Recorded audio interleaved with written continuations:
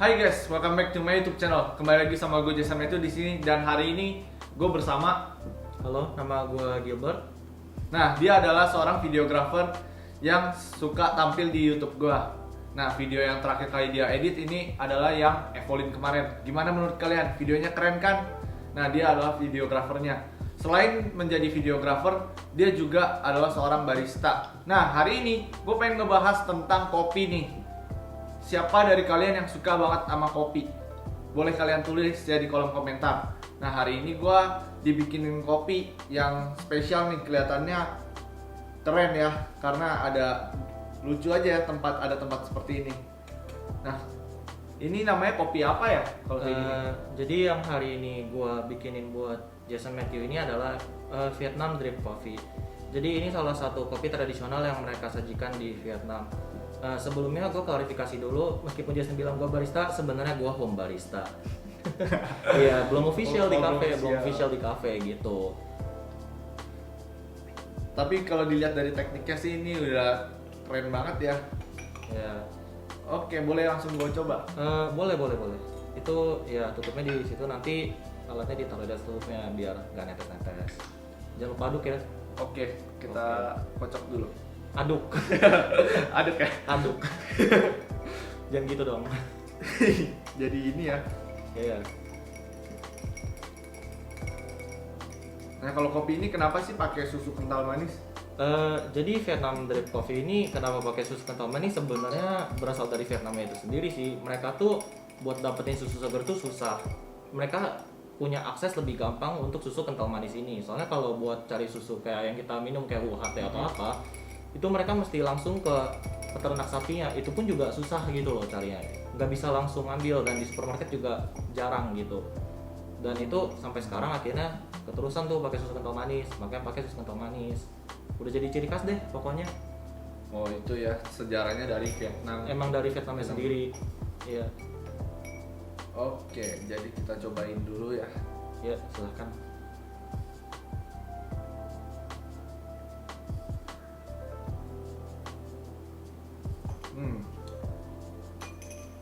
Kopinya enak juga, manis ya Iya, jadinya. susu kental manis soalnya kan. Hmm. Oh ya, ini juga bisa disajikan dengan dua cara. Kalau misalnya biasanya musim panas gitu, ini bisa dituang ke dalam gelas yang diisi es juga.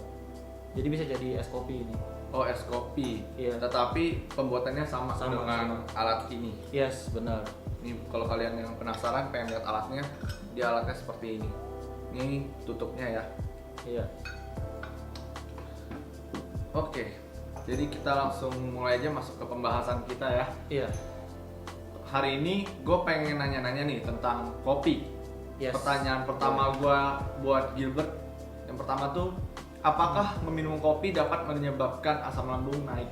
Nah, ini kan banyak banget orang yang tanya-tanya ya, banyak yang suka penasaran. Bahkan iklan juga pada bilang Yes. kopi anti Asam lambung. asam Iya, lambung, banyak anti banget maaf itu di ya, TV. banyak banget ya di TV ya. Iya. Sebenarnya gimana nih? Jadi ini salah satu persepsi orang yang umum ya, kayak aduh minum kopi makan dulu atau apa biar asam lambungnya nggak naik kan. Sebenarnya itu sih tergantung dari kandungan asam dan kandungan-kandungan lainnya di dalam kopi, dan salah satu yang pengaruh itu juga kafein. Nah, jadi kopi itu kan kalian kalau tahu itu kan ada dua tuh, kopi Arabica dan Robusta. Mungkin kalau misalnya kalian minum kopi terus merasa asam lambungnya naik atau gimana, itu mungkin mereka minum kopi Robusta itu. Soalnya itu kadar kafeinnya tinggi kan. Mereka juga ada satu asam yang bisa memicu itu, kalau tadi kita cari itu namanya asam klorogenat. Itu juga bisa memicu tuh asam lambung kita naik. Nah, kalau misalnya kita minum Robusta. Makanya kalau biasanya ada yang nanya, emang nggak bakal naik ya asam lambungnya ya kalau minum kopi hitam kayak gitu? Gue biasa minum Arabica kan soalnya. Enggak, karena emang kadar kafein dan kadar asamnya di Arabica tuh lebih rendah daripada di Robusta. Maka dari itu biasanya gue rekomen kalau orang yang mau coba minum kopi hitam, minum Arabica aja. Itu tidak akan memicu asam lambung seperti Robusta gitu loh. Seenggaknya meminimalisir. Meminimalisir ya. Iya. Kalau kopi Vietnam ini, Ini dia pakai kopi Robusta. Kebetulan gue pakai kopi Robusta Toraja ya. Ini juga dark roasted sebagai mana mestinya. Itu karakteristik rasanya itu dari kopinya sendiri kan emang agak pahit dan strong kan. Kenapa gue pakai kopi itu? Karena kita kan pakai susu kental manis tuh. kita ada menambahkan variasi dalam minumannya iya. gitu loh. Hmm. Iya, jadi makanya kita pakai robusta karena kita butuh strength dari kopinya itu dan juga rasanya yang sangat dominan gitu loh. Jadi ada balance antara susu dan kopinya. Betul.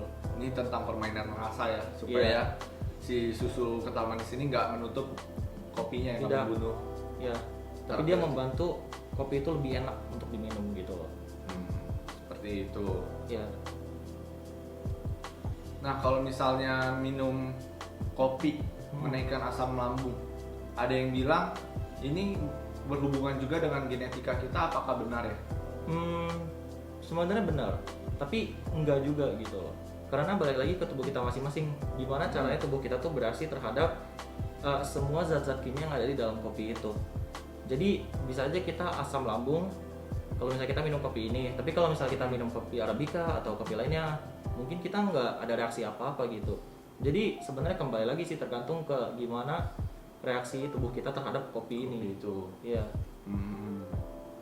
Jadi kalau misalnya ada orang yang pernah menderita maaf, Ya. tapi dia ingin mencoba untuk memulai kebiasaan meminum kopi, Iya. berarti mereka tetap bisa minum kopi. Mereka bisa coba dari kopi arabica Oke. dengan dosis yang relatif kecil. Oke, kita lanjut ke pertanyaan yang kedua ya. Oke. Banyak dari kalian suka minum kopi itu pagi atau sore, atau ada juga yang minumnya malam. Nah, sekarang gue mau nanya, jam berapakah yang paling baik untuk meminum kopi? Sebenarnya ini jawabannya relatif ya.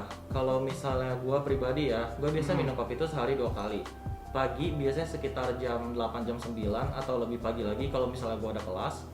Dan kedua itu sore hari sekitar jam 3 jam 4. Jadi sebenarnya jam berapakah yang paling baik untuk minum kopi itu tergantung kebutuhan kita. Kita tuh aktifnya jam berapa, kita butuh energi nggak jam berapa gitu-gitu. Jadi sebenarnya ke keperluan sih balik lagi. Cuman ada yang bilang kayak di Italia ya. Ini gue bakal nge-reference video dari James Hoffman, dia ahli kopi.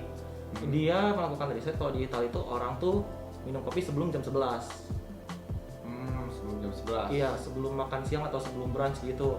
Alasannya tuh karena kandungan susu dan kopi itu memberikan reaksi di perut mereka gitu. Tapi kan gue minumnya kopi hitam kan. Iya. Jadi gue minum pagi gak apa-apa. Dan gue minumnya sehari 2 kali. Jadi again ini relatif sebenarnya jawabannya. Tapi kalau misalnya jam berapa yang paling baik, mungkin coba dulu pagi dan sore. Pagi dan sore ya. Pagi dan sore sekitar jam 3 jam 4 sorenya gitu. Oke. Kalau gue sendiri juga peminum kopi nih kebetulan, karena kalau minum kopi buat gue ngerasain efeknya. Nah, efeknya ini kalau gue minum kopi ngebantu banget untuk performa gue dalam kerja, baik kerja seperti gue mengedit video, itu juga bisa membuat gue lebih tahan di depan laptop dan di depan komputer, karena kan ngedit itu juga capek ya. Yes. Bener kan? Benar. Dan lagi kita juga butuh inspirasi. Dan kopi juga ternyata menurut jurnal Sports and Science tahun 2019, kopi juga bisa meningkatkan performance latihan kita loh. Nah, sekarang gue mau nanya ke Gilbert, apakah benar kopi dapat meningkatkan performa harian kita, baik di pekerjaan, latihan fisik, bahkan ada yang bilang juga bisa menambahkan kreativitas kita? Itu benar. Kenapa? Karena kafein itu memicu adrenalin di dalam tubuh kita. Sama seperti kalau misalnya kita makan gula, kan adrenalin kita itu juga terpicu kan, kita jadi aktif. Kopi itu melakukan hal yang sama, kafein melakukan yang sama terhadap tubuh kita. Meskipun begitu tetap ada limitnya ya. Kalau misalnya kalian merasa lemas dan kalian minum kopi tapi kalian masih lemas, boleh minum asalkan kalian tetap mengikuti batas maksimal yang dibutuhkan badan kita, kafeinnya gitu. Jadi badan kita itu kan ada limitnya tuh. Ini menurut banyak riset juga sih, 400 mg kafein di badan kita setiap harinya, itu maksimal. Selama kita ikutin itu, gak masalah, kita minum kopi, kita bisa dapat energi itu dari situ. Tapi kalau misalnya enggak, jangan dipaksain minum kopi. Soalnya ada orang yang minum kopi itu ya, kafeinnya itu tidak efek ke mereka. Oh, dia kebal terhadap kafein? Iya, kebal terhadap kafein. Bahkan mereka bisa nih, minum kopi sebelum tidur. Oh, jadi dia nggak akan ngantuk gitu? Dia nggak akan segar, dia tetap aja ngantuk tidur lewat gitu. Tetap bisa tidur meskipun konsumsi kafein. Yes, sebelum tidur persis, Sebelum tidur. bisa tetap itu. Oh ya, dan lagi kalau kita misalnya mengkonsumsi kopi sebelum kita latihan, sekitar 1 jam sebelum kita latihan, itu bisa meningkatkan performa latihan kita. Karena seperti yang udah dikatakan oleh Gilbert tadi, adrenalin memicu kita untuk tetap awake ya, tetap Ya, bersemangat. benar. Nah, Kafein memicu adrenalin biar kita ada energi. ada energi. Iya. Nah, tapi apa benar dengan meminum kopi itu hanya akan mendapatkan efek sekitar 4 jam untuk tetap aktif? Sepertinya itu tergantung dengan reaksi tubuh kita terhadap kafein ya. Itu kembali lagi terhadap reaksi tubuh kita itu. Kalau misalnya kita kebal, ya mungkin manfaat yang kita dapatkan energi dari kafein itu cuma 10 menit, 30 menit atau bahkan sejam. Tapi ada orang yang bisa minum cukup sekitar 200 mg kafein per hari. Mereka bisa mendapatkan energi untuk seharian Seharian penuh. ya. Iya. Jadi tergantung reaksi tubuh kita terhadap kafein itu lagi sebenarnya. Dan balik lagi kepada dosis kafein Iya, yang kita dosis konsumsi kafein. juga ya. Iya. Nah, selain itu kopi juga mengandung glikogen ya. Glikogen. Iya mungkin. Saya belum terlalu mendalami kalau soal itu. Iya, itu udah jauh soalnya. Jauh dari ranah perkopian ya. Iya, itu yang benar-benar mendalami sainsnya. Science based dari kopi. Iya. Nah, kalau misalnya glikogen ini adalah bahan bakar utama dari kita melakukan aktivitas fisik seperti olahraga atau membentuk otot. Kita sangat membutuhkan glikogen dalam tubuh kita untuk melakukan latihan-latihan yang keras karena otot kita perlu tenaga. Nah, glikogen itu bisa kita dapatkan dari karbohidrat seperti nasi atau karbohidrat kompleks seperti jagung, ubi, oatmeal, dan sebagainya macamnya. Nah, jadi kalau misalnya kita meminum kopi dan kita menggabungkan dengan konsumsi karbohidrat dan tentunya protein juga yang baik untuk pembentukan otot. Nah, makanya dengan meminum kopi kita juga dapat mempercepat regenerasi sel-sel otot kita. Karena dengan meminum kopi, benar kan bisa mereduce stres pada diri kita? Yes, bisa. Tentu dengan dosis yang tepat juga. Nah, karena kopi dapat menekankan stres, menurunkan kadar stres dalam tubuh kita, maka otot kita akan lebih rileks sehingga dalam prosesnya membentuk otot, sel-sel otot yang baru akan lebih cepat juga. Jadi sekian dari pembahasan kopi kita hari ini. Kalau kalian suka dengan video ini, kalian boleh like video ini. Kalau misalnya kalian punya pertanyaan mengenai kopi, kalian boleh tulis di kolom komentar. Nanti dari gua atau Gilbert akan bisa dapat membantu menjawab pertanyaan-pertanyaan dari kalian ya. Jangan lupa juga buat subscribe di channel YouTube gua di Jason Matthew dan channelnya Gilbert. di channel gua akan banyak memberi informasi kalian tentang men's fashion, hairstyle, dan lifestyle. Sedangkan di channel Gilbert Biasanya gue bikin video sinematik buat makanan minuman dan juga untuk video sinematik lainnya. Kadang aku juga membahas behind the scene dan lain-lainnya. Oke, kalian juga bisa follow gue di Instagram di @jmetric29 dan @itsowns. oke. Thank you for watching and I'll see you next time. Bye.